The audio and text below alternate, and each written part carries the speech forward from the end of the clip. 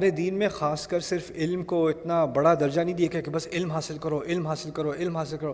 علم حاصل تو بنو اسرائیل نے بھی کیا تھا، بلکہ ان کے علم کی شہادت تو اللہ تعالیٰ خود دیتا ہے۔ علماء بنی اسرائیل، علماء کا لفظ ان کے لیے استعمال کیا گیا، احبار کا لفظ ان کے لیے استعمال کیا۔ احبار کہتے ہیں حبر سے نکلا ہے، حبر کہتے ہیں انک کو، سیاہی کو۔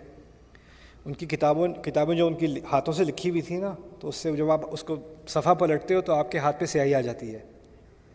تو وہ اتنے صفحے پلٹتے تھے وہ، اور اتنی کتابیں پڑھتے تھے وہ، کہ ان کے ہاتھ ہمیشہ کالے ہوتے تھے، اس لیے ان کو احبار کہا جاتا تھا۔ یعنی اپنی زندگیاں انہوں نے کاغذوں میں گزاری ہیں، صفحوں میں گزاری ہیں، اس لیے ان کو احبار کہا جاتا تھا۔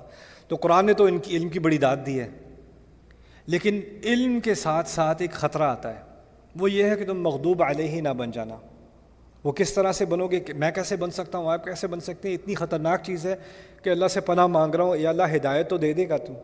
میں ہدایت مانگ رہا ہوں، ہدایت کا پہلا درجہ تو علم ہے۔ اگر علم ہی نہ ہو تو ہدایت کہاں سے آئے گی؟